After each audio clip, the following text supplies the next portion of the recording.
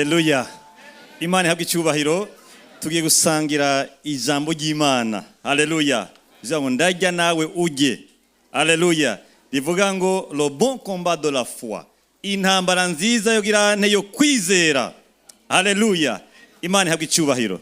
Dusimbire gato hariya mu cyete cya kabiri cya Timoteyo igice cya 4 umurongo wa 6 gushika ku 8. Cyete cya kabiri cya Timoteyo igice cya 4 umurongo wa 6 gushika ku murongo wa 8 hatubwira gute? Mwashaka kuraba hagiye imbere. Kuko jeho nubu ndiko ndasukwa nk'ibisukwa ku gicaniro, igihe cyo gutambura kwanje kirashitse. Umurongo w'indwi, nagwanye intambara nziza, narangije urugendo, nazigamye ukwizera kwanje. Nagwanye intambara nziza. 8 ibisigaye mbikiwe igitibo cyo kugororoka, icyo umwami umucamanza agororotse azoma kuri wa musi, kandi si jewe jenyine nzogihabwa, ariko kandi n'abakunze kuzoseruka kwiwe azogirane bazogihabwa. Imana ihabwe icyubahiro. Haleluya. Intambara nyinshi mu buzima zirahari, mugabo intambara ikomeye ku buzima rukristo ni intambara yo kwizera. Kubera iki? Mwe yavuze ngo iyo umuntu yizera neza, asenga neza kandi akabaho neza, ubuzima bwacu turi ahantu ukwizera kiza kiba ari cyo kintu cya mbere mu kubaho kwiwe gikomeye. Umuntu ashobora kubera ati bya mfisa yo gufungura, nkabisa akazi mfise kontra y'ibihe byose, umenga ni umutekano. Umutekano w'umuntu uri mu kwizera kwiwe. Imana ihabwe icyubahiro. Haleluya. Ukwizera kuraturutira indya, kuraturutira amagara, kuraturutira amakonte bancaire. Ukwizera nibwo ubuzima bwawe burya. Imana ihabwe icyubahiro. Haleluya.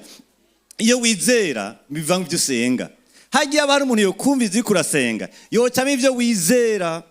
Ukwizera rero ntigutandukanye n'amasezerano yawe, ntigutandukanye n'amasengesho yawe, ntigutandukanye n'amarangamutima yawe. Icyo gituma ugomba ahantu ushira umutahe cyangwa inkomezi zawe zishire mu kwizera, uzosanga kurabaho neza. Imana ihabwe icyubahiro. Haleluya. Ingeso zacu uko twigenza n'ibyizigiro duse muri kazoza biri mu kwizera kwawe.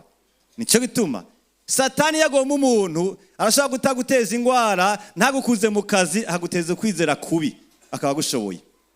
Nicyo gituma intambara nziza ikomeye mu kuba kwacu kwa misi yose ikwiye gutumberezwa mu kwizera kwacu. Imana ihabwe icyubahiro. Haleluya. Haleluya. Burya Satani yarondeye ikintu nuko gifite agaciro mu buzima bwiwe. Satani nta mpuzu zacu arondera, ko ntacyo ziko ziramugoza. Ntariko ararondera ibiro dufise abanezero ko bavyibushe, navyo ntacyo bimugoje. N'amadiplome abantu bamaze kuronka nta kibazo amuteye ko ntacyo azironderako. Mugabo washitse mu kwizera kwawe agashiramwe ibitari ivyo, umenye ko yakuronse. Nicyo gituma ahantu ushira inkomezi zawe hakwiye kuba mu ukwizera kwawe gushikamye kuri mukuri, atakintu kitava ku Mana kirimo. Ishengero rya mbere nta kindi zashira ko inkomezi atari ko bamara kondera ko abantu bari mashengero atandukanye bogira ukwizera kutavanze n'ibihe, kutavanze n'ibintu bitandukanye mpamvu mvuga kugira ngo kuba ukwizera gushingiye kuri Kristo wenyene. Imana ihabwe icyubahiro. Ubutunzi bw'umuntu ukwizera kwiwe burya. Imana ihabwe icyubahiro. Haleluya. Ikiryoshe nuko bino bintu bidasaba ko umuntu aba aciye ubwenge, bidasaba ko umuntu aba yize amashuri maremare, bidasaba ko umuntu afise amahera menshi muri banke, bisaba ko umuntu yamenye ivyo yizera hama akabihagaramo neza maze akajana n'Imana. Imana ihabwe icyubahiro. Haleluya. Ukwizera ntigukogwako. Ukwizera ni ibintu bikurimo mugabo kuye mu ijambo ry'Imana. Bibiliya yashingiye intahe ukona ko kiri muri Bibiliya isezerano rya kera ndetse na rishasha, ugeze ukavuga ngo ibi bintu biva ku Mana kuko ndayibona mu ijambo ry'Imana. Mu isezerano rya kera na rishasha ndayibonamwo, intumwa zirabishingiye intahe. Yesu yarabivuze rero, reka nsenge maze kuri ivyo, reka ngira inyifati ihagaze kuri ivyo, nzoba ndi mukuri. Imana ihabwe icyubahiro. Haleluya. Nicyo gituma bene data usamare ku bindi naho gusamara bitemegwa, mugabo ntusamare ku byo wizera, kuko umuntu atakara mu kwizera kwiwe. Imana ihabwe icyubahiro. Imana dufashe umwanya si muremure, mugabo nasanga Imana ishoboza. Ubundi kino kigwa niyo cyo mara umwaka wose nico fagiheze, kuko ugiye mu byete byose intumwa zamaze ko zirandikira amashengero bamariko rashingiye ntayo byekeye ukwizera kukuri kugira ngo barandura inyifato mbi canke ukwizera kutariko kwatewe nawo bitwa intumwa zihamagaye canke intumwa z'ibinyoma nayo muri kino gihe zabaye nyinshi cyane gose. Imana ihabwe icyubahiro. Nico gituma Yesu bambe Paulo yarabwiye Timoteyo ngo ati mu bihe vya nyuma hazoza inyigisho z'abadayimoni. Ngo izo nyigisho z'abadayimoni ziba zibuza ngo ntukore kuri iki ntukore kino kuko ziba zidashingiye kuri Kristo dishingiye ku kugomba ko bavuga. Nico gituma bino bihe ni ibihe vya avertissement, ni ibihe vyo kugabishwa ngo ubuzima bwacu ntibugende buhenebera kubera ivyizerwa bitari ivyo, ahubwo tugere tumera amagabo ku vyeke vyo twizera, tubibemwo tubigwanire tubigenderemwo hama cagisibo kize dusange turi mu gihugu. Imana ihabwe icyubahiro. Haleluya. Paulo ari mu bantu bafashe ishengero ry'Ikolosayi n'ahatari we yari yaratanguje ko yatanguje n'witwa Epafrasi barakoranye igikorwa. Mugabo yarubumvise niko rabera iwe aho muri icyo shengero abandikira amajambo yo kubasubiza mu kwizera kukuri uko yari yumvise ibintu byabateye yuko bigiye kubarandura n'uwo Yesu bakiri bagiye kumuvako nibaraba nabi. Yego umwe yavuze ngo hajya mu ishengero n'abantu bicaye umwe wese afise Yesu wiwe. Kubera iki? Umwe wese afise ko yibonera Yesu. Hariho Yesu atanga akazi, Yesu atanga kuriha amadeni, atanga uruvyaro, atanga visa. Ba Yesu barabaye benshi mu gihe tuzi ko twakijwe n'umuntu. Imana dusozogira Yesu umwe kuko turi shengero rimwe kandi tugiye hamwe ariho mu ijuru. Imana ihabwe icyubahiro. Haleluya. Satani yitegereje icimana yakwandikiye muri Yesu Kristo agira ipfuhe. Nico gituma ngo dusimbire hariya mu cete yandikiye Abakolosayi Paulo ice cya kabiri turabyo bintu bidasanzwe by'agaciro. Satana vyihweje yumva inzigo akaca haguruka cyane agomba kurasa imyambi nuko kwizera kugira ngo kwice maze natwe duce duhenebera tumererwe nabi mu buzima bwacu. Imana ihabwe icyubahiro. Abikolosayi kabiri umurongo wa 2 kuri 23 ndagomba guhera ku murongo wa 12 duce ku murongo wa 15 tumva iryo tunga ari mu buzima bw'urukristo tubone n'ingene Satana za kubitera uko biramutera ipfuhe naho Imana yo ibinezererwa cyane gose. 12 hatubwira gute ngo kuko mwahambanywe nawe mwibatizwa niho kandi mwazuranywe nawe kubwo kwizera ubushobozi bw'Imana yamuzuye mu bapfuye. Imana ihabwe icyubahiro. 13 kandi hamwe mwari mugipfuye mwishwe n'ibicumuro vyanyu n'ukudakebwa kw'imibiri yanyu yabagiranye bazima nawe imaze kuduharira ibicumuro byacu byose. Imana ihabwe icyubahiro. 14 ihanaguye n'icete gitwagiriza kirimo amabwirizwa cyaduhama igikura hagati yacu nayo ikibamba ku musaraba. 15 mumviza nange ntagihoje kandi yambuye abakuna afise ububasha irikiravuga amadayimoni mu busumasobane bwabo ibatetereza mu maso ya bose ibashorera bafashwe mpiri kubw'uwo musaraba. Imana ihabwe icyubahiro. Ariko arababwira ingene by'ukuri iyo umuntu amaze gukizwa afise urundi rugeze Imana imushirako mugabo rugezo rurashimishije mugabo atayimereye magabo Satana ashaka kuza akamukorora. Imana ihabwe icyubahiro. Abaza kubabwira ko bazuranywe nawe mu yandi majambo abereke yuko basigaye bari ahandi hantu arabazuke ari bashasha mu mitima kugira ngo ntibagumane ivyumviro by'iyo bahoze. Imana ihabwe icyubahiro. Ubwo buzima Satani abona akabwitegereza cyane buri kure buri mu mpemu yifuza kubutera kuzazanirwa kugira ngo bazazanirwe baca bagenda uko bitabereye. Imana dufashe ngaho hantu. Imana ihabwe icyubahiro. Ndagomba kuvuga ikintu cyambere kiranga ubu igicapo cy'ubuzima dufise muri Kristo Yesu Satani yifuza gutera tubanze tucumve hama tugira ipfuhe natwe tugiteramire tukigwanire tuge tuti nzorinda mfatanye n'ivyo mu izina rya Yesu. Imana ihabwe icyubahiro. Haleluya. Le portrait de la vie en Christ. Wibone mu byongire mvuge hamone ngene biryoshe cyane ari by'agaciro ari nzahabu yageragejwe ari byo guteramira cyane ushime inkomezi zawe zose. Imana ihabwe icyubahiro. Haleluya. Ikintu batubwiye ku murongo wa 12 nuko uco turi muri Kristo Yesu turabana bafise ubuzima bushasha kubera kuvyagwa ubwa kabiri. Iyo mukizwa atibonye mu bushasha bw'ubuzima akibonera mu byo yahozemwo ntacakeza ngo ahindukemo. Satani benshi abahwesheje kahise. Muzokumva bavuga ati je vraiment gukiza ndagomba gukizwa kayibasha kandi narakije mugabo ivyekeye inzoga ivyo n'Imana ngira bizi byaranse. jewe iwacu tumeze ukuna kuriya, jewe vrema hageze ko unzanira inoti njya gusenga mu nyuma ngo nazitoye, kuko zagize ububasha muri we, aho kwibonera ko ari umuzuka ashobora kubinesha, yibona ko arushaho kuneshwa navyo, abuze ivyumviro vy'ubuzuke. Satani biramworohera iyo turiya turakintege nke, uko bicaye mura ko atadutera aho nyene kandi atatunesha. Nico bituma hari icumviro ca Satani kigendagera mw'ishengo kivuga ngo erega natwe turi abantu buntu. Kijya cyumviro sico, turi abantu mugabo turabanyempemu. Impemu ni gice gisumba byose kitugenderamwo, nico gituma inyota y'icyaha ikubitwa hasi mu izina rya Yesu. Naho n'umuntu ngendera muri mpemu, naho n'umuntu aganira n'ijuru, ijwi ryanyumvikana mu ijuru mu kuzimu kandi yagira ububasha. Turabazuke kubera ku byago bwa kabiri. Imana ihabwa icyubahiro. Haleluya. Ikindi batubwiye ngo Imana ngo yakifata ngo irafata cya cete kirimo amajwi yatwagiriza, ari byo byaha twakoze kubera kunanirwa ku byagezwe, ngo Imana ngo ikira kibamba ubwayo kugira ngo idutsindanishirize, iduhe ubuzima kutagira ijwi ritwagiriza ikibi. Ariko benshi Satani babwira ngo ibyo mu ijuru bamurabiretse, ntarimo azogenda, nta nuratubwira ingene bimeze, nta nuwaragaruka. Benshi bari mwishengero mugabo bafise ukwagirizwa muri bo, kuko badashobora gutaha urukundo rw'Imana kwagaragare muri Yesu Kristo, aho Imana yakira urubanza ari ku muntu ikabashira kuri Yesu Kristo, Yesu agatsindanishiriza abamwizeye. Ubuzima rukristo Satana yitegereza akagira ipfuhe n'ubuzima bw'umuntu yumva ataje uri mwagiriza ikibi. Duseza kubugwanira tugashimbera ivyizigiro dufise muri Kristo Yesu. Imana ihabwe icyubahiro. Kubera ko abantu benshi bapfiriye Yesu Kristo, intumwa za mbere zapfuye nuko zari zizi yuko ziko zipfirwa bacunguye kandi atabahenze, bapfuye cyagenda mu kibanza bateguriye.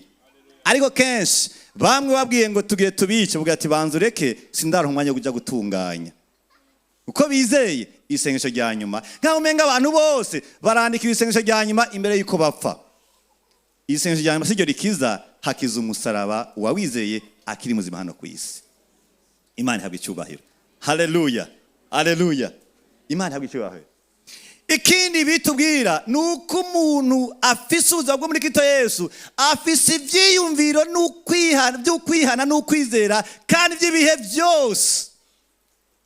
Si ukwihana kumwe kwibanze ngo umuntu asigaye avuga ngo sazima namaze gukizwa ngo ibyo byose Imana izobimparira. Inyota y'ukwihana n'ukwizera ikuranga ujya munsi ukizwa, ikazogutwara no mu butama bwawe uri muri Kristo Yesu, ntuzopfa usuye kunezererwa icyaha. Icyo gituma bitubwira ngo nk'uko mwakiriye Kristo aba ariko mugendera muri we. Umutima Imana ibona ikanezererwa cyane n'umutima wihana. Satani akawubona kumva ipfu yaterekana mu binyoma ndabiko no uta hasi. Nicyo gituma Satani yamaze gutegura abakozi b'Imana bahuvya abandi batakuguruka bafise, batanagwigisha kugira ngo isi boregwe babure nico baraba. Satani yateye umwami kwihana, agasanga nta numwe yihana, nta muto nta mukuru, igihugu abagifise, ishengero abarifise. Imana idufashe cyane gose. Dukwiye kwamana umutima wo kwihana no kwizera, aho gihe cyose nsenga, gihe cyose mbyutse, gihe cyose ngenda, aho mfata inyo navuga ngo narihanye. Iyo hagize ikintu kiza kunzazanira ko atari umwami wanje, ni naramwizeye, yarampariye, ari muri jewe, izira ryanje rimwitaho cy'ubugingo. Ukwihana no kwizera by'ibihe byose. Satani abonye ivyo yumva ipfuhe, ariko natwe twumve kumera amagabo, kuko ivyo ni ubutunzi mu buzima bw'impemu. Imana ihabwe icyubahiro. Haleluya. Ikindi kintu gikomeye cyane batubwiye cyane mu Bakolosayi 15 batubwiye kandi ngo yaciye ngo afata bakuru b'abadayimoni bose ngo arabatetereza hibonekeza ngo arabashorera ngo kubw'uwo musaraba. Bisigura ngo umwana w'umuntu nawe yahora aganzo atarakizwa, ariko yashyizwe ahantu asigara anesha kamere, akanesha n'abadayimoni. Biratangaje ingene Imana ubwayo yifise kugunesha intambara mu isogoni idashitse n'imwe, mugabo bikaba byayihimbaye kwituma wewe buntu. Aho ni Imana itangarije.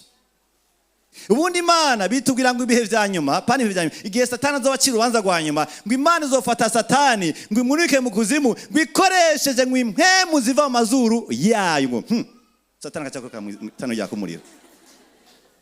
Nico Satani bazomuzinga zinga, ntiyazokora amaboko, hazokora ngo impemu ziva mu mazuru y'Imana ngo hasi. Mbwa muri kino gihe ntiharakora impemu ziva mu mazuru y'Imana, haracakora umuntu agendana umusara mu mutima wiwe. haracyakora abagendana umusaraba mu byo bizera, haracyakora abantu bagendana muri mwemera n'ijambo ryayo, kuko iryo ni icumi ricumita abadayimoni na kamere cyatugendera mu kugoroka no mu bubasha bwa mwemu mu izina rya Yesu. Imana ihabwa icyubahiro. Satani yitegereje ivyo yo azinga amaboko kuno, acarondera ingene yo kuzaramwe ibintu vy'uko akomeye. Nico tuma benshi bafise indoto zababwira ngo nabonye uruyoka ariko ruranyiruka kandi rwandiye mu ndoto. Yamarika aturotesha indoto ariko arondera ko yosura kuza muri twe gushanga ivyumviro vy'ubukuru. Mu gihe twe dufise ivyumviro vy'ubukuru bwa Kristo Yesu, ntiwemere ubukuru bwa Satani, emera ubukuru bw'ijambo ry'Imana riganza kamere kaganza n'abadayimoni mu izina rya Yesu. Imana ihabwa icyubahiro. Igihe bayoweri berekwa ivyekeye ishingiro rya kino gihe, ibise mwemwe bavuga ngo iryo hanga ngo nta kintu na kimwe kizoshobora kurizibira. Iyumvira Imana ikiratuvugisha ko muri yabayoweri Yesu ataraza bariko baritegeza abantu babise mwembo hagana ijambo ry'Imana bitwaje ibyumviro by'umusaraba no kwihana ngo aba bantu nta kintu na kimwe kizoshobora kubazibira kuko bagena nk'umuyaga kubera mwema ari muri yo. Imana ihabwa icyubahiro. Bene data, abakizo s'abantu banyama ntibatyogira amanyama agaragara, mbwa bakiyogira ubushobozi bwo muri mwemu hejuru y'abadayimoni na kamere ko mibiri yabo. Aho niho twebwe uzanye ubwoba atabwemera ko ntibuva ku Mana. Aho niho twebwe tubwiye ngo bihebe cyane utabihete cyane kwica, mbwa ati ni wagomba kwica umubiri wanje. Ni bibiri. Imana ivyemeza bayubashe muri byo, itavyemeye naho ni umaramara. Ni bibiri niko bimera. Niyega badani niko bari bameze ati iyo Mana yacu ishobora kudutabara kuko irabishoboye by'ukuri. Mwami wewe Nebukadineza bimenye neza, naho vyoshika ntuzobunesheje, Imana zagombye kuvyubahigwamo. Mugabo kandi ukabona Imana yahisemo yini ntumbero, uramara mwami. Ubije mubizi ko ntuzi iki Imana yatekanije. Niko murambwira n'abantu bagomba gukora amanyanga bakijijwe. Imana itihanganiye intumwa Ananiya, ikihanganira Petero, bisira ngo hamwe yari hanganye ahe ntihanganye. Kandi we ntuzi ko izokwihanganira, yashaka kurandura mu izina rya Yesu. Cyakagira imbabazi. Kubera utazi ko izobikora, hitamo goroka ho ndazi uri kumwe n'Imana. Amanyanga n'icaha sumugabane wacu uko ntituzi ingene Imana izotwifatako ifise kuduhonya kandi bikabihimbaye canke kagira imbabazi kugira vyigishe n'abandi. Kuko ntazi inama zayo zose cangendera Imana amaze kunyereka ni mu kugororoka mu izina rya Yesu. Imana ihabwe icyubahiro. Haleluya. Bene data, ikintu cy'agaciro mu buzima bw'umuntu Satani ifuza gutera ni ubuzima bwo muri Kristo Yesu. Itegereza kati bajya abantu barancitse baramvuye ko nta kundi. Mugabo kandi bitubwira ngo Satani ngo yaragerageje Yesu hamara munanirwa avuga ngo nzoba ndagarutse ikindi gihe. Meko Satani ntarabohwa ngo ivyo birangire, aracaza kugerageza, agerageza kwizera kw'abantu kugira ngo batere, kandi bamwe arabaronka biciye mu kwizera kwabo kubi batahagarariye neza. Imana dufashe tube mu bantu baguteramira neza. Paulo ariko aragenda i Roma afise muri we yuko vy'ukuri aremezwa. Yavuze ni Efeso yuko aragiye i Roma, arumva ko abantu bazokwirana cyane cyane abapolisi n'abasoda bahamba i Roma. Mugabo arumva neza yuko biramunezere cyane kujya avuga ngo jewe ndiko ndasukwa ku gicaniro. Ubundi gicaniro barashaka ibikoko vyazanye ngo bicumitwe vyicwe, aho kandi barashaka ko nagafu gatuma bimerega neza bikamuta neza. Paulo avuga rero ngo ndiko ndaba nka kagafu gasukwa kubimazi kugira ngo bimotera Imana neza. Muyandi majambo ivyo nakoze vyari kimazi, ubundi ko ndabiryohora ko ngiye gupfa. Iyumvira iyo mvugo y'umuntu w'Imana. Ubundi benshi bagenda umenga nta kundi Imana uranderera. Imana uranderera nta kundi. Ariko ndavuga ngo jewe ndiko ndatuma biryoha mu nyonga z'Imana. Ndagiye nagwaye ntamanze yo kwizera, ariko kandi sije gusa haro n'igitsibo kimbikiwe kuko nabandi bazogihabwa nibavyifatamwo neza. Imana ihabwe icyubahiro. Uyu muntu araduha akarorero kingere umuntu ashobora kwifata mu kuboko kwiwe mu gihe ariko arumva ko agiye mu bihe bitoroshe, yumva neza ko ariko aragwaye intambara nziza kandi arakaje ko Imana iryoherwa ko yavyifashemwo neza. Zigama icyo wahawe muri izina rya Yesu Kristo. Imana ihabwe icyubahiro. Mugabo kandi nahere hano hanavuga ngo none wizera iki? Nivyo ndiko navuga, ufise ubuzima bushasha kubera kuvyago bwa kabiri, ufise muri yo kutagiza ko watsindanishirizwe, ufise muri we kuba warihanye kandi warizeye kwa ubigumamwo, ufise no kunesha Satani na kamere mu buzima bwawe mu izina rya Yesu. Ubwo n'ubutunzi ufise burengeye amahera. burengeye diplome, burengeye etat de santé, burengeye amagara yawe uko ameze. Urashobora kuba ugwaye ubise bino ukaruta umuntu agwaye agira pomaje 5,000 ariko adafise na kimwe bitu turavuga. Imana ihabwe icyubahiro. Haleluya. Ubuzima bwacu iyo bugeze ahantu bumenye ivyo bwizera buca bugira ati ibi nyene nizera ndabigumamwo, kuko ntabigumyemwo ndatakaza icyo Imana yantumye ku isi, ndatakaza ubutunzi bw'ubugingo, nzuba ntaye icy'agaciro mu buzima bwanje, ariko kandi sifuza kubitakaza, nifuza ko tubibamwe twese. Imana ihabwe icyubahiro. Haleluya. Dusimbire gato ku murongo w'umunani mu gicete cyandike Abakolosayi, umurongo w'umunani, turondere kumenya mbega none ibi bitera mu buryo bumeze gute. Kenshi intambara yaje, ikintu cya mbere banza kurabaraba, hateye nde, afise igwanisha bimeze gute. Ntushaka kugwanya umuntu utazi igwanisho ariko arakoresha mu gutera. Iyo umaze kumenya uwo ari we, ukamenya n'igwanisha afise, ni ucumenya nikibereye kugira ngo uje kumugwanya neza. Umurongo w'umunani hatubwira gute? Umurongo w'umunani hatubwira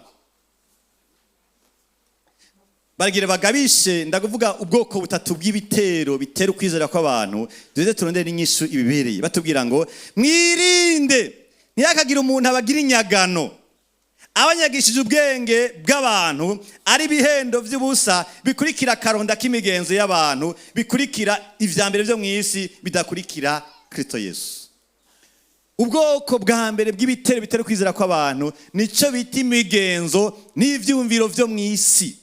Kubera isi yanka Imana, yanka ubugombe bw'Imana, nico tuba dufise imigani imwe y'ikirundi n'igifaransa n'iy'abagiriki yose, mugabo yanka Imana, mugabo iryoshe ko yarigishijwe muri za kaminuza, irigishwa n'abantu bashaje, ukacumengana kuri kumbe harimwo ukugarariza kudasanzwe. Ninde muntu yavuze umugabo ntakutungwa n'umugore umwe? Araza bitubwira imbere yacu tumubaza. Ninde muntu yavuze ngo impene irishwa aho iziritse? Araza vyemanga impande iradio turabe. Mugabo kandi benshi kiri mitima yawo nako itari muri karne. Ni cyumviro cy'isi gipfuye gigenda gituma n'ababikora bakijumenga nta kundi ndi mu bandi. Uri mu bandi gute? Ahubwo uri kurahona naho uri mwishengero. Imigenzo niyo bariko baratubwira ngo mwirinde ntagira umuntu akoresha ubwenge bwiwe, yobagira inyagano akabagenda hana kabuganira ahantu mu byumviro byiwe, maze akabatwara mugasanga muri ko murabaho ubuzima butubaha Imana kubera iyo migenzo. Paulo yandikiye Timoteyo amubwira ati Timoteyo uracyari muto mugabo, mwishengero iwawe hari abatama n'abakecuru, ati wirinde imigani yabo, kuko umutama yakubwiye abwira ngo mwana ndabona uracyari muto, ingo ndakubwira umugani. Uburyo umugore n'umwana wundi. Ega n'umwana wundi nivyo nogenge namuvyaye. Ndabizi. Nogenge sinagiye kumurondera kugira mbe umugore. None baramumpaye ndazi ko ategera muvyaye kandi tavukana n'umugore wanje. Mwana n'umwana wundi. Akugombye kuvuga iki? Afashe ibikomere yahereye igihe yarongora, amaze imyaka 40 yubatse, nta kindazi atara amakosa yagiriwe n'umugore. None yifuza ko n'abandi bose bohera kuri ayo makosa yagiriwe. Yavuga ati mwana narihenze, umugore wanje nageze kumukomeretsa rimwe, ndamubwira ikosa biramugora kwihangana, none ndivuza gutorirwamo nawe. Uyo bari muzima. Ivyo bizanye n'abatama n'abakecuru navyoni birashobora kwica ubukristo, ni nkuko n'ivyumviro bivuye muri politike imwe imwe shobora kwica imitima y'abantu, kuko bivuze n'abaturusha imyaka cyane n'abaturusha ububasha. Suzumira mu ijambo ry'Imana ibivugwa n'abakuru, ibivugwa n'abaturusha imyaka, nibwo n'abantu bafite ico batumariye mu buzima bwacu bwa misi yose. Suzuma vyose, kuko vyose ntiva kuri Kristo, hari biva mw'isi bikava mu bantu baturusha imyaka n'abantu bafise ibikomere vyagiye barahura navyo, ariko bitandukanye n'ijambo ry'Imana. Imana ihabwe icyubahiro. Haleluya. Ukwizera kwawe ntikuvangwe n'imigenzo, ntikuvangwe n'imigani y'abantu baturusha imyaka. Ukwizera kwawe kube gufatanye na Kristo, ko niwe jambo ryo kuri ryasuzumwe rishikirizwa abantu bose, amahanga yose n'imyaka yose. Imana ihabwe icyubahiro. Haleluya. Haleluya. Ubugunge bw'isi bwaraje buca mu bantu bafite ibintu bazanye ku isi. Hari igihe umuntu agira icyo amara ihanga, akubaka za kaminuza, akagira ibintu avuza n'ibitabo akandika, ugasigara umenga wewe asigaye ari source y'ubwenge. Kubwo bwenge harimo amanyanga ateye ubwoba. Nihaye umugabo we kudakunda umuntu n'umwe ngo nuko ari umwigisha. Mugabo kandi nta muntu n'umwe mpinga. ntabwo uzontwara amarangamutima yanje kandi ntawe nzokwankiza avuze ngo ndamuhoye ko areha canke igihugu avamwo mugabo ntawe uzontwara amarangamutima yanje kuko abantu bose n'abantu nibaze bavuge tubumvirize twakiriva kumara ko tubisha mu kayungiro kitwa ijambo ry'Imana. Abenshi amasitati yabo arimwo abantu batazi n'amazina batazi n'ibintu iyo babikuye kumbere bagiye kwivuga bamaze imyaka 50 babigendereza hagiye iva mu bikomere mugabo nta kuri kurimwo.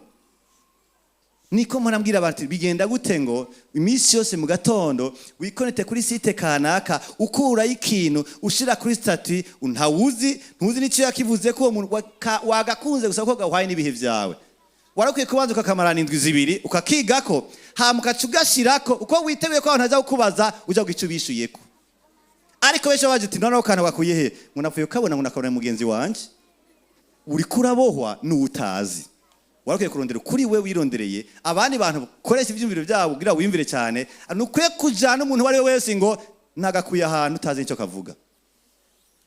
Imigani ibitito imigani y'abakomeretse ntize gukuraho ijambo rya Kristo Yesu uko ijambo rya Kristo niryo rifite ububasha uva mu ijuru bwo hindura ivyumviro by'abantu. Imana ihabwe icyubahiro. Haleluya. Ahandi nkuru ijambo rikomeye cyane mu byo bariko barabagabishako ni ku murongo wa 16 mu gitabo aho nyene muri ico gitabo c'abakorosayi batubwira ngo nuko ntiyakagire kandi umuntu abahinyura abaca intege abacira urubanza ngo kuvyo kunyobwa canke iminsi mukuru canke ukwezi kubonetse canke ivyo kwisabato 17 mubizi ntavuga kuko ivyo vyari igitutu cyari birariye kuzoza ariko umutumbo bwawo nuwande wa Kristo. Igitero cya kabiri Satana kuzana mu kwizera kwacu ni igitero gihagaze ku vyagezwe ku bikorwa bibwirwe n'ivyagezwe ngo bitashe gusigurwa neza. Benshi bazi ko igizo umuryango w'umwijuru wanditse ko kubereza isabato. Portail y'umwijuru benshi bazi ko yanditse ko ngo respect du sabbat.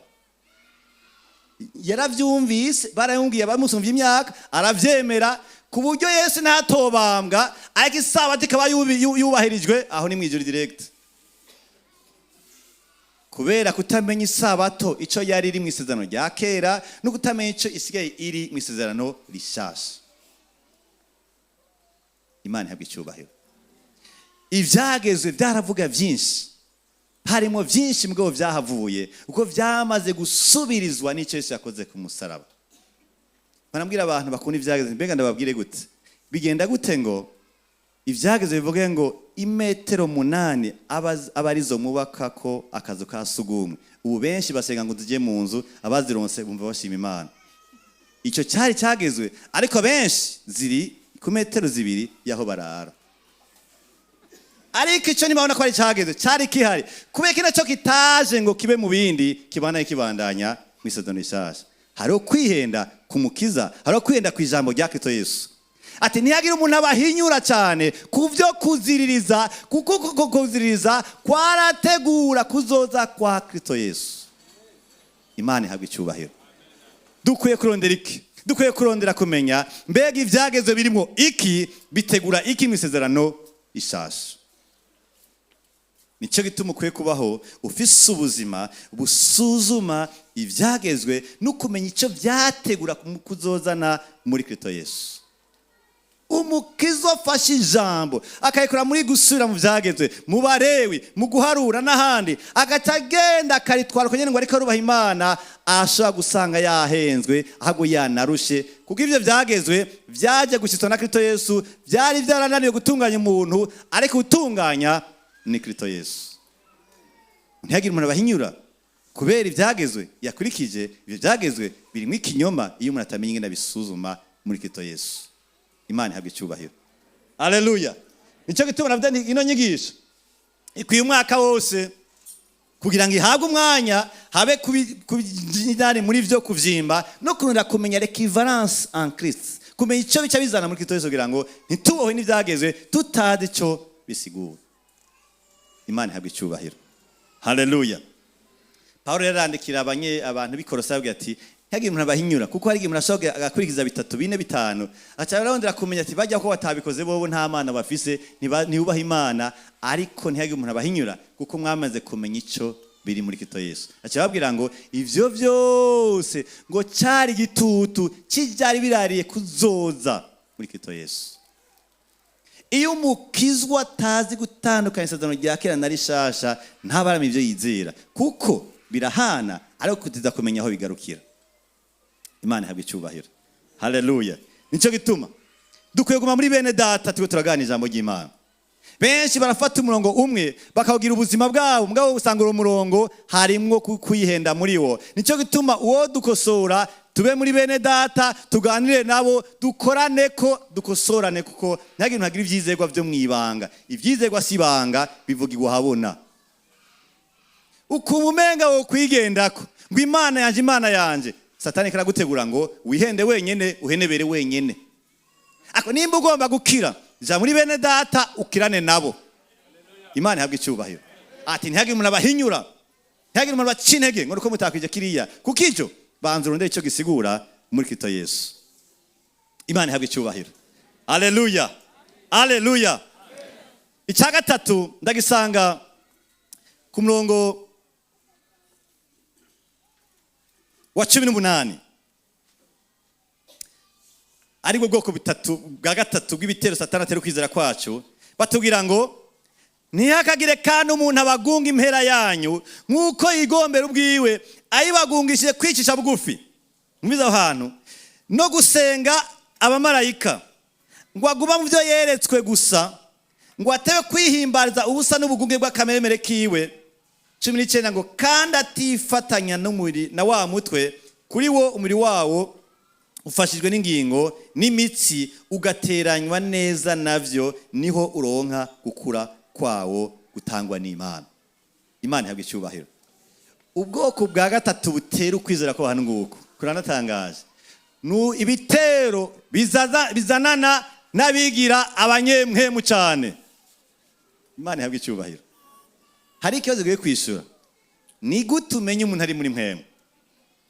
Bamwe bikubita hasi bwira ko kumenga batakaye bari mu ijuru, abandi barahinduye isura amaso bakaranka menga barapfuye bwira ko bari muri mpemu, abandi ntari n'abakuri impuzu bwira bakwereke yuko bari muri mpemu. Ntagire icyo bivuga ko ntunashishoze. Ubu haraje akana bitanga kuja mu rutsinga, munabizi umuntu azuruka neza nka turasasusani turu moteri, abandi akaje impande yiwe bakarindira ijwi, hama maze kuruha acavuga nk'ikarahezaga birumvikana, acavuga ibintu ndohoraho. Umugore wa n'uyu ujya mugabo wasisezerano, ukwiye kuja ku musozi ukamenya Imana yagusezeraniye.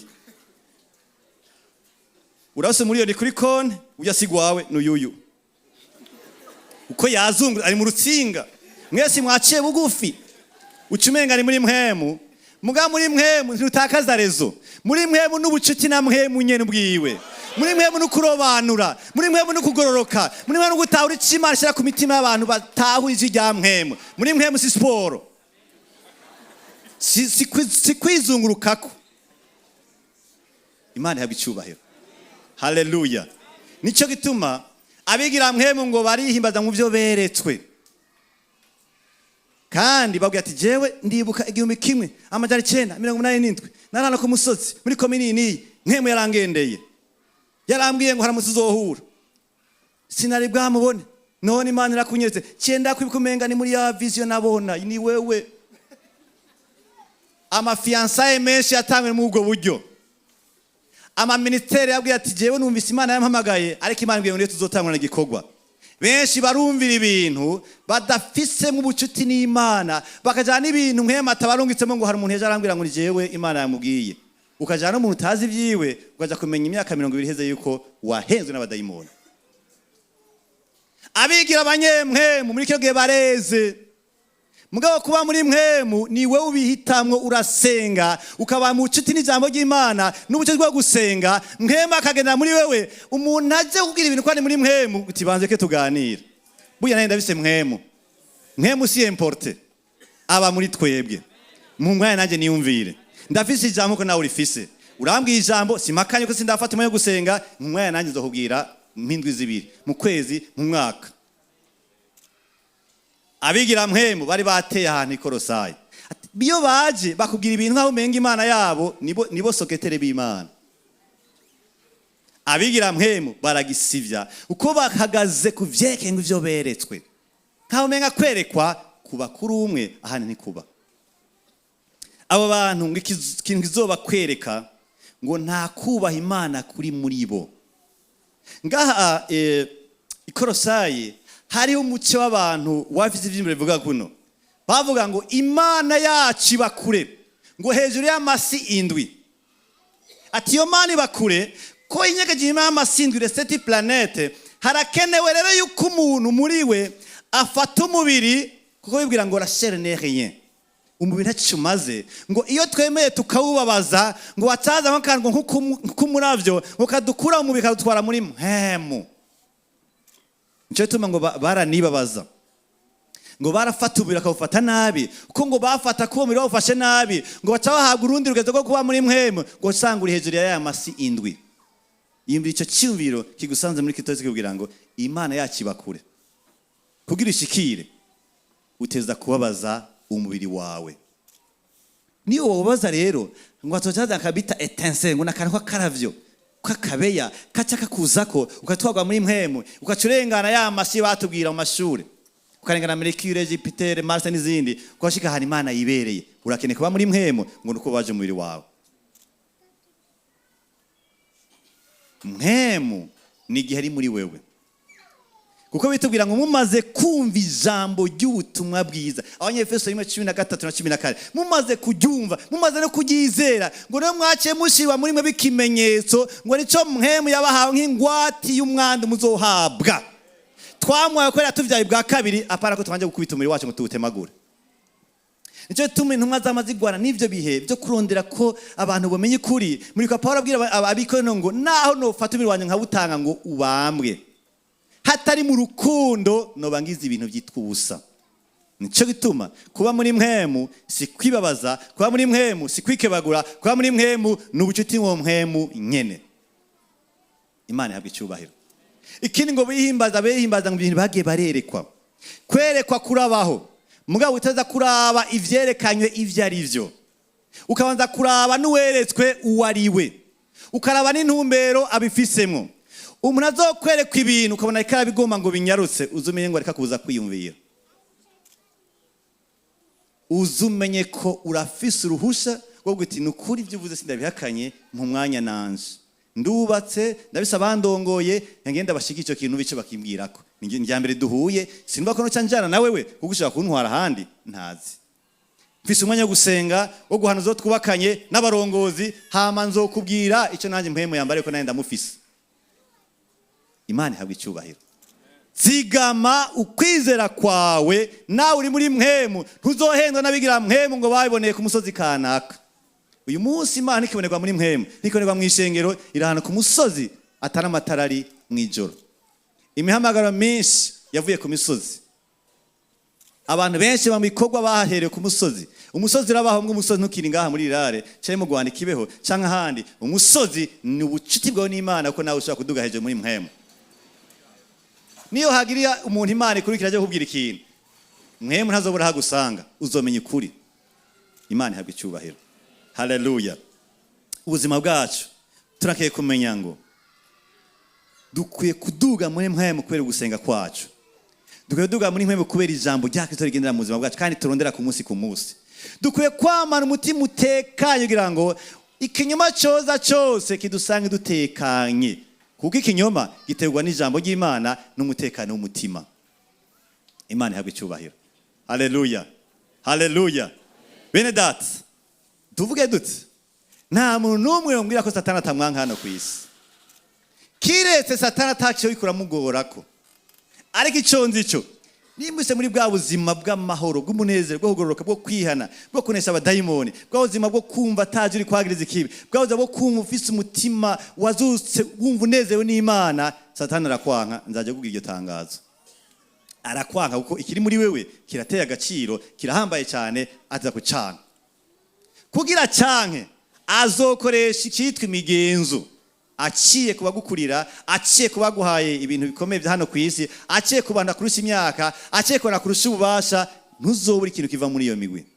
icya kabiri azorondera ko ibyagezwe utamenya icyo bisigura muri Kristo Yesu, uvyapike uje kubishyira mu ngiro, ariko usanga babihendeyemo gutamenya icyo bisigura mu buzima bwacu. Icya gatatu, uzohura n'abantu bigira abanyempwemu cyane ariko badafite umutima wo kubaha Imana, bavugisha ibitari byo, bavuga ko Imana bahuriye ku musozi kanaka, bafise muri ibintu bito ngo bakuye ahantu menga we ntiwoshika, bakubwira ibintu bigomba gutanga umutego, bigutwara kwizera kukuri, usange warahenebeye, usange se kwizera kutariko. Ariko amahirwe ngaya, ijambo ry'Imana riracyaboneka ngaho iwacu i Burundi. Uracabisa abagenzi bakije mushobora mu gagani uti nahuye n'umuntu ambwira na biriya, numenga bimpaye amahoro makeya, mfasha reka dusenge mpanura. Abarongozi turahari ngo dufashe mwe n'ivyo, ko hari amakosa menshi abaneko baragwamo kubera ukwizera kutariko bakuye ku misozi, n'ivyo by'amasenge tutazi iyo byatanguriye, bariko barahenebera kubera ukwizera kutariko. Ariko turashobora kugira umutima umwe wo kugwanya inyigisho z'ibinyoma kugira ngo tugende mu buzima bwiza buri mu byizerwa by'ukuri. Imana ihabwe icyubahiro. Haleluya. Senga iminsi yose kugira ngo wamare ubucuti bwawe n'Imana. Iga iminsi yose ijambo ry'Imana ngira ngo umutima utahura ibyo wizera. Guma muri bene data bagufashe mu gihe uguye umutego. Imana ihabwe icyubahiro. Haleluya. Itwaza umutima wihana n'uwizera ibihe byose, kuko mwe nawo badukura ku Mana ntibadukura mu ishengero. Cyanyuma, suzumira muri Kristo Yesu ibintu byose. Igihe cyose uzokumva ikintu na kimwe, uzonde wibaza ati ikintu Kristo Yesu niko akibona cyangwa siko akibona. Utariyumvira ico kibazo, uzokwama wafashe ingingo kuri ibi, ngo usange heshi warihenze. Ingo nyinshi zarasambwe n'ibitari byo. Hari amasengesho aba mugabo byo kora amasengesho kwasanga uburyo ari karakogwa ni inyigisho zitarizo. Hari ukwizera kw'abantu kutarimwo ukuri kubera inyigisho zitarizo, ariko harageze ko umuntu haguruka. Uko Satani agwiza imyami, tugwiza imyanya yo kurondera Imana ijambo ryayo. Yesu abezega cyane gose. Ndaguma duhaguruke turangize. Iconzi cyo ntiyabuze imyami myinshi Satani yateye ishengero. Ntiyabuze abafise ivyo bagiye baremezwa mugabo byo kuri bashira ku munzani w'ijambo ry'Imana. Ntiyabuze n'abantu bafise amayere kwa mugabo atariyo, kumbure bwo gatinda keneye tugane kuri kino kintu. Hari ibintu bimwe biteza guhagarika. Hari naho wagendera biteza guhagarika kuko ubona ko hari ibintu bitari byo biberaho. Ndaguhaye cyo cyose Mana yo mwijuru. Izina ryawe niryubahwe, wewe ijambo. Wewe vyiziro vyacu, wewe munezero wacu Mana. Nous voulons garder le dépôt. Toma kugaragaza kugumana kwizera kukuri twahawe muri Kristo Yesu Mana. Turaguhaye ibyo twizera byose. Udusuzume, utuganirize Mwami Mana. Ukure muri twebwe imyami twatewe mu kwizera kwacu. Udukure mu ivyumviro bitari byo bihagaze ku bikomere cyane twabwiye n'abaturuta cyangwa se cyo batumariye. Ubuzima bwacu turabuze imbere yawe ngo ubutunganye, uduhe gucisha mu munzani w'ijambo ryawe, mu kayungiro k'ijambo ryawe ibyo twizera. Ndakwesa indoto bamwe bafise, ndakwesa amaprofesi bamwe bafise, ndakwesa ubuvugishwa bamwe bafise. Ibyo byose Mwami ubibahe kubyisura kubyumvirako, kugira ngo ntitujane n'ikitari cyawe, kuko wewe ni Mwami wacu Mwami. Turagushimiye cyane Mana. Turagushimiye cyane Mana yo mwijuru. Turasavye Mpwemu ngo tuhe kurobanura impwemu za kino gihe. Mpwemu aduhe kurobanura impwemu za kino gihe. Mpwemu aduhe gusuzuma ibyo twumva umenga mitima n'ivyo. Twemere gusuzumwa n'abagenzi bacu, twemere gusuzumwa n'ijambo ryawe, twemere gusuzumwa n'abarongozi. Mwami mitima yacu ibe muri bene data Mwami. Nuhabwe icyubahiro Mana muri byose mu izina rya Yesu. Amen. Ndagomba guhakajya umuntu yifuza kwakira agakiza. Iyo utarakira agakiza nino nyigisho ntaciyumva kuko ntumva ko ari ikintu bise muri yo cyo guteramira. Ariko ndazi ko ubugingo biko buragenda muri Mpwemu hano. Ndazi ko hari ukwihana Imana ikirabwira abantu abana bariya. Ndazi ko hari abafise ubuzima bw'ibyaha bagenderamo kandi barabizi ntukeneye umuntu azagukwagiriza. Nibyo tugusaba ntacyo kuvuga ngo uvuge ibyaha wakoze. Turagusaba ngo uve mu cyaha, wihane, uve mu cyaha, ugende mu bugingo budashira. Wihane, uve mu rupfu, uve mu gutsindwa, ahabwe izina ryawe ryandike mu bitabo cy'ubugingo. Yesu yabambwa nta kindi yashaka kuguharira. Yesu yabambwa nta kindi yashaka kubona wewe uri hano ku isi ufise ubugingo, umuyoboka, umugororokera, awukoresha ivyo kugoroka nyene hano ku isi. Turi hano ko twabikoze, twaratiye ko Yesu ari umwami n'umukiza w'ubugingo bwacu, twariye kandi twarizeye. Ubuzima bwacu nta kindi bushaka kubaha Imana no kuzobana na Yesu. Turagutumiye mu byo turimo. Ntitugutumiye muri MINEVAM Kigobe, tugutumiye muri Kristo Yesu. Imana yagushakira gukunda. Kenshi umuntu yimvira ati bega bizogenda gute ndaja mu bintu. Sinzi ngene bizogenda. Twimvira uko dusanga ahubwo niho bigiye gutungana. Turagusaba ikintu kimwe. Uduziganza cyawe. Dufashanye wakira gakiza. Dufashanye ve mu rupfu. Urakeneye kwihana by'ukuri. Urakeneye kwikura ko Satani n'amanyama yiwe. Urakeneye kuva mu rupfu, urakeneye guharirwa ibyaha byawe. Urakeneye kubwira Satani ngo mvako, ariko nakeneye umukiza wanje Yesu Kristo. Ndagusaba aho uri utsinda ubwoba. Utsinda ivyumviro. Utsinda ikintu cyose kigera kwagiriza. Uve mu cyaha naho menga kiraryoshye ariko ifite cyo kiguha. Uneshe, urekure. Biraryoshe ariko bino mahonero. Ivy'Imana navyo bigenda bukebuke mugabo bimwe ubugingo budashira ku musozo w'urugendo. Ndagusabe uduziganza cyawe. Uduziganza cyawe. Wakira ubugingo budashira. Haleluya. N'abandi murakeneye guharirwa ibyaha. Murakeneye kubohoka. Murakeneye ko Imana ibaharira ubugingo bwanyu. Murakeneye kuba amazina yanyu mu gitabo cy'ubugingo. Murakeneye kurengera inyungu za hano ku isi mugabo zifite amahonero zitwara mu muntu. Uduziganza cyawe kandi. Ntutinye icyo amaso y'abantu avuga. Amaso ntacyo ariko aravuga, ntariko araca urubanza, ahubwo bariko baragusengera mu mutima. Uduziganza cyawe. Uduziganza cyawe. Uduziganza cyawe wa mugabo we. Wa mugabo uduziganza cyawe. Haleluya. Haleluya. Haleluya. Haleluya. Tsinda ubwoba. Tsinda ubwoba. Tsinda ubwoba. Tsinda ubwoba. Tsinda ibyo biriko gutwara hanze. Ntushaka gukora ibiharo byose ngo uheje kubiheza uce wihana. Aho gurire kuri ibiganza by'Imana. Tsinda ubwoba. Tsinda ivyumviro bikubwira ngo mbega bizogenda gute. Ahubwo rekura Imana nifise ingene bizogenda. Reka nsabe abadugije ibiganza byabo, abakozi Imana impande yabo babazane hano imbere dufashanye kwakira gakiza. Karibu cyane. Mwanezego cyane gose. Karibu cyane. N'abandi batiriwe baratari ku kuboko barashaka kuza directement. N'abatiriwe baratari ku kuboko bashaka kuza. Ijuru niho riri, mpema ari hano. Data yamanutse mu bwiza bwe kiza karabohora. Arakere kwicaga iciga urubanza mitima yacu. Ingo turaguteze n'amaboko menshi n'urukundo rwinshi. Ingo data aragushaka. Abantu bagiye gucika bakene. Ntibagiye gucika batize. Agateka kabo kagiye kubana yakagwira ahubwo. Ntibagiye kuba mu idini ry'ibigugu. Bagiye kuba abantu b'umunyabwenge ko bava muri mpemu. Haleluya. Haleluya. Tugiye gufashanya mu isengesho rivuga ngo ngiye kwakira gakiza. Bitubwira ngo ni watura n'akana kiwawe. Yuko Yesu kitari umwami. Ngo ukizera mutima yuko Imana yamuzima ko yamwapfuye ngo uzokizwa. Ngo ariko umuntu yizeresha umutima akatuza kanwa maze Imana ikamukugororoka. Tugiye kubabwira ngo baduseruke kwihana kwabo. Bibiliya ntivuga ngo kwatura ibyaha, ituvuga kwatura umutima w'Imana ko wake umutima wawe. Ibyaha wovuga ariko uvuga ibyo uheruka. Ibyaha wovuga ngo uvuga bimwe bita isita biri binini. Kandi wo kwibagira ko wavutse ufite urubanza. Ariko twatura umwami kwaje kuganza ubuzima bwacu bwose.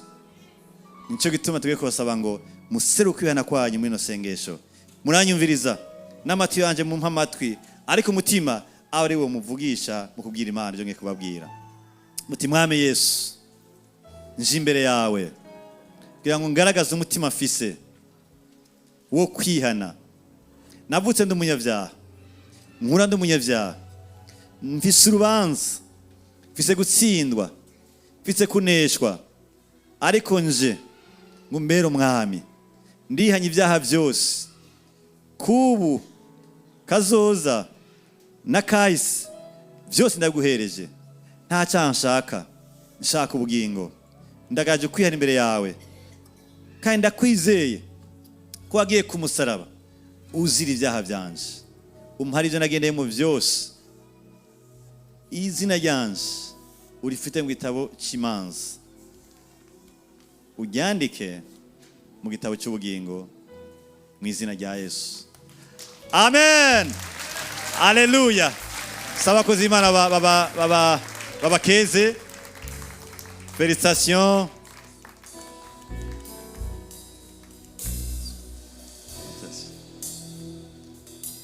Abandi tashaka kuvyaguka turangize. Tuvyaguruke turangize.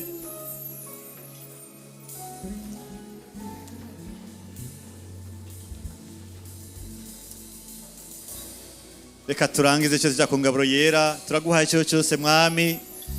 Genda duhishura ijambo ryawe n'umutima uri muri wewe. Yaduha ibyimviro bifatanye na Kristo Yesu n'umusaraba wiwe. Uduhezagira nk'ishengero, uduhe kwira ibyo twizira by'ukuri, uduhe gusenga neza, kwigenza neza no gukora neza, tubihawe n'ijambo ryawe mwami.